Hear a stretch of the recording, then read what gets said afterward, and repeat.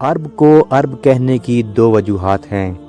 پہلی وجہ تو یہ ہے کہ عرب عربی زبان بولتے ہیں، جو کہ دنیا کی ایک اکیلی خالص ترین زبان ہے جس میں کسی بھی دوسری زبان کا کوئی لفظ استعمال نہیں ہوتا۔ اس کے علاوہ باقی دنیا کی تمام زبانوں میں دوسری زبانوں کے لفظ استعمال ہوتے ہیں۔ عرب کے لفظی معنی ہے فصیح اللسان، اور زبان آوری کے مقابلے میں عرب پوری دنیا کو کچھ نہیں سمجھتے، اس لیے انہوں نے دوسری قوموں کا نام عجم رکھا، جس کا مطلب ہے گونگا۔ عرب کو عرب کہنے کی دوسری وجہ یہ ہے کہ لفظ عرب عربہ سے نکلا ہے، جس کے معنی ہیں دشت و صحرا، جو کہ عرب کا بہت بڑا حصہ دشت و صحرا پر مشتمل ہے، اس لیے سارے ملک کو عرب کہا جانے لگا۔ جغرافیائی شکل کے اعتبار سے عرب جزیرہ نما ہے، جس کے تین طرف پانی اور ایک سمت خشکی ہے۔ عرب کی اب تک کوئی باقاعدہ پیمائش اور مردم شماری نہیں ہوئی، لیکن تخمینی رقبہ 12 لاکھ مربع میل ہے، جو جرمنی اور فرانس سے 4 گنا زیادہ ہے۔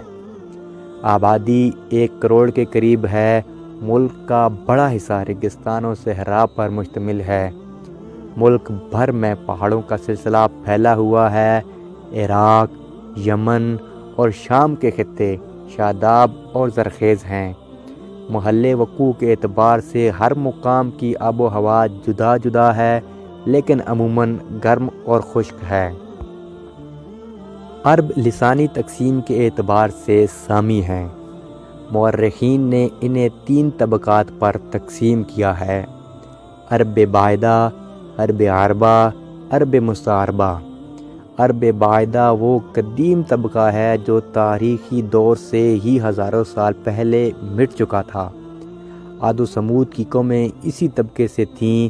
اشعار عرب اور بعض الہامی صحیفوں سے ان کی تاریخ کا پتہ تک نہیں چلتا۔ عرب عربہ جو قحطانی کہلاتے ہیں، تاریخ میں موجود ہیں۔ یہ لوگ یمن کے آس پاس آباد تھے۔ یہی لوگ عرب کے اصل باشندے ہیں۔ عرب کی قدیم تاریخ ان ہی سے وابستہ ہے۔ عرب میں ان کی بڑی بڑی اور ترقی یافتہ حکومتیں تھیں۔ ان کے عظیم و شان محلات کے کھنڈرات اب تک عرب میں موجود ہیں، جو ان کے دنیاوی جاہ و جلال کے شاہد ہیں۔ عرب کا تیسرا طبقہ عرب مستعربہ کا ہے۔ یہ حضرت اسماعیل علیہ السلام کی نسل سے ظاہر ہوا، اور ظہور اسلام کے وقت یہی 2 طبقے عرب میں موجود تھے، اور عرب کی ابتدائی تاریخ ان ہی سے وابستہ ہے۔